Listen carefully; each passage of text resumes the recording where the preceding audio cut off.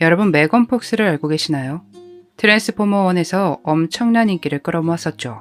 그 밖에도 많은 영화를 찍었는데 그 중에서도 죽여줘 제니퍼라는 영화를 보고 와, 저 배우 누구야? 라고 생각했었습니다. 그 영화 하면 가장 먼저 메건 폭스만 떠오를 정도로 말이죠. 아무튼 잠깐 줄거리를 보고 사건을 시작하자면 밴드 멤버들이 제니퍼, 메건 폭스를 악마에게 바쳐 인기를 얻으려 했지만 실패하고 제니퍼가 악마가 되는 대충 그런 내용입니다. 바로 이 영화가 영감을 받은 한 사건이 있다는 것을 알고 계신가요? 1995년 7월 22일 캘리포니아주 아로요그랜드에 살던 15살의 엘리자 팔러가 집에서 사라지는 일이 발생했습니다. 이 사건은 흔적이 없다 보니 시간이 흘러 8개월 동안 해결이 나지 않다가 범인 중 한 명의 자백으로 결국은 해결이 됐습니다. 1996년 17살의 로이스 케이시라는 소년으로부터 경찰서로 전화가 걸렸습니다. 제가 엘리자 팔러가 어디 있는 줄 알아요. 그는 엘리자가 어디 있는 줄 안다며 경찰을 안내했는데 그녀의 집에서 남쪽에 위치한 유칼립투스 숲에 부분 미라가 된 채 주검이 된 엘리자를 발견합니다. 부검에 따르면 12번의 자상과 교살의 흔적이 발견됐고 과다출혈로 사망했다는 것이 밝혀졌습니다. 로이스는 체포되었고 이어지는 그의 폭로로 다른 공범들인 16살의 제이콥 델라슈무트, 15살의 조세 피오렐라가 추가로 체포됩니다. 살인, 갱 연루, 강제적인 관계, 고문 및 음모 혐의로 기소되었죠. 이 10대들은 밴드를 결성했는데 성공적인 밴드와 지옥행 티켓을 위해 순결한 여성을 악마에게 바치자는 결론을 내립니다. 그렇게 목표를 찾아 헤매던 때 엘리자가 그들 눈에 들어왔죠. 세 사람은 그녀를 해하면 자신들의 밴드가 성공의 길로 향할 것이라고 믿었습니다. 처음 자백했던 로이스에 따르면 모든 것을 계획한 이들은 조셉과 제이콥으로 엘리자를 고른 이유는 금발의 파란 눈이었기에 딱 좋은 목표라고 생각했습니다. 그들은 나름 치밀했습니다.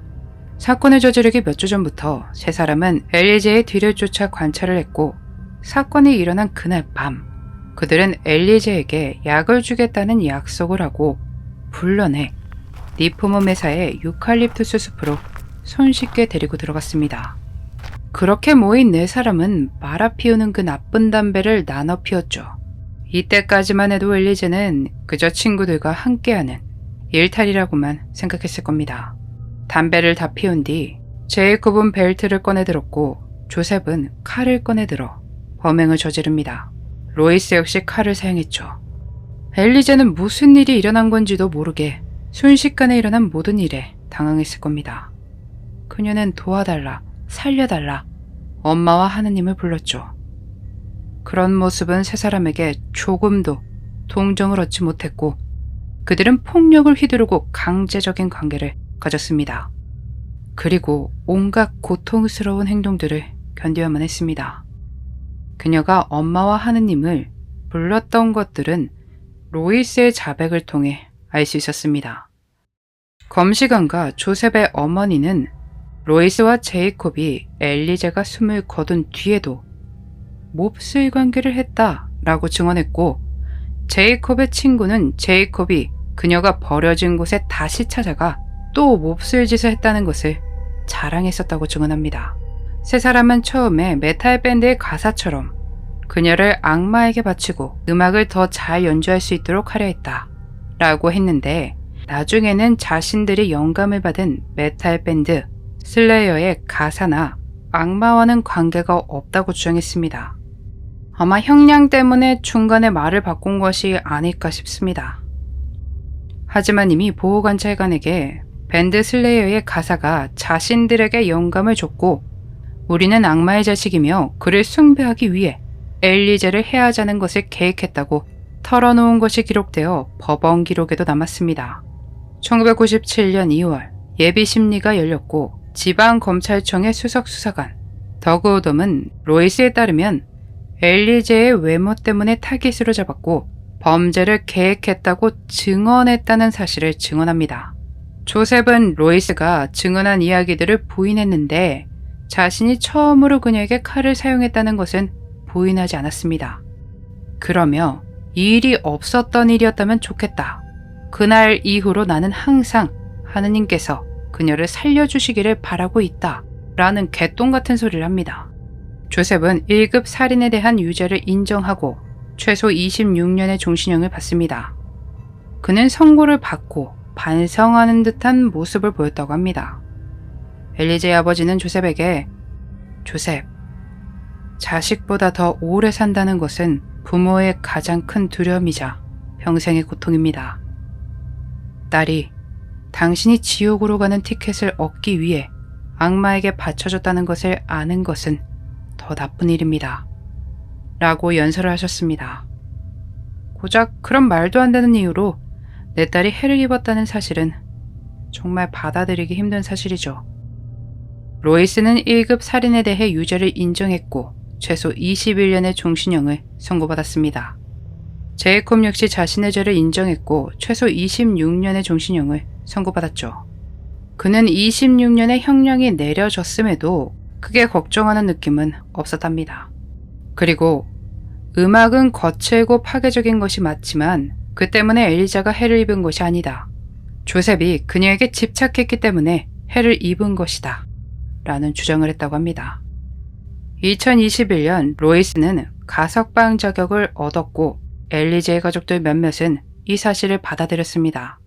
큰 이유는 그가 자백을 했고 그 때문에 엘리제를 발견할 수 있었기 때문이기도 했죠.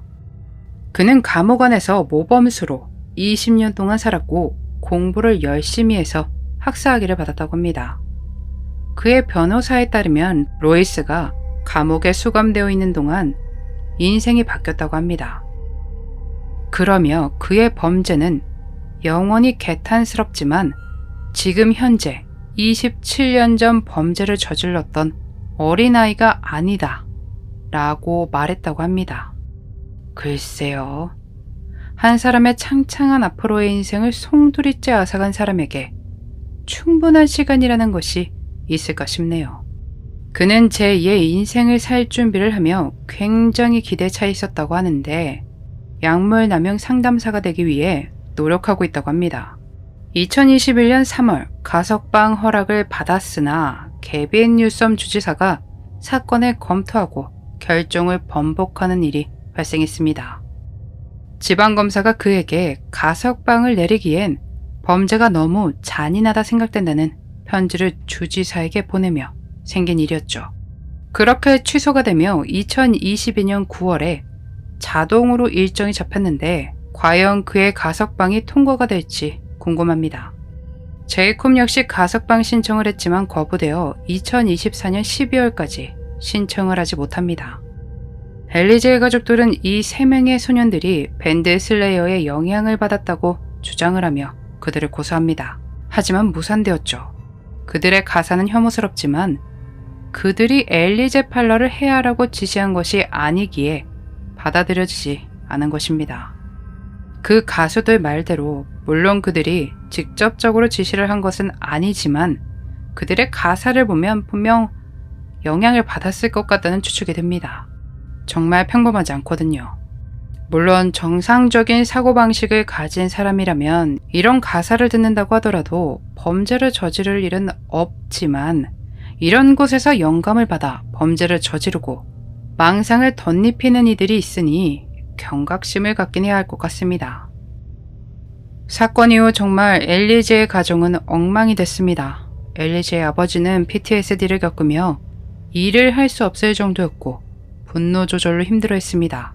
그리고 자신이 그날 밤 딸을 구할 수 있었을지도 모른다는 자책을 하셨습니다. 엘리제가 사건 당일 가족들과 영화를 보고 있다가 전화 한 통을 받더니 자야겠다며 방으로 들어갔다고 합니다. 그리고 몰래 빠져나갔던 것이죠. 엘리제가 잠들지 않았다는 것을 눈치챘어야 했으며 정말로 방에서 잠들었는지 확인했어야 했다고 자책을 하셨습니다. 그랬던 그가 2021년 로이스를 용서했던 것이었죠.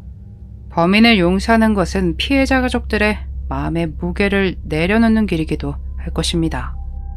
그렇다고 하더라도 그게 굉장히 어렵고 절대로 쉬운 일이 아닐 텐데 정말 대단하다고 느껴집니다. 하루빨리 가족에게도 마음의 안정이 찾아오면 좋겠네요. 자신들의 욕구를 위해 사람을 해한 악마보다 더 악한 세 사람에게 너무나 끔찍한 일을 당해야만 했던 엘리자가 모든 것을 잊고 지금은 편히 쉬기를 바라며 오늘 영상 마치겠습니다. 그날의 미스터리 오키노TV였습니다.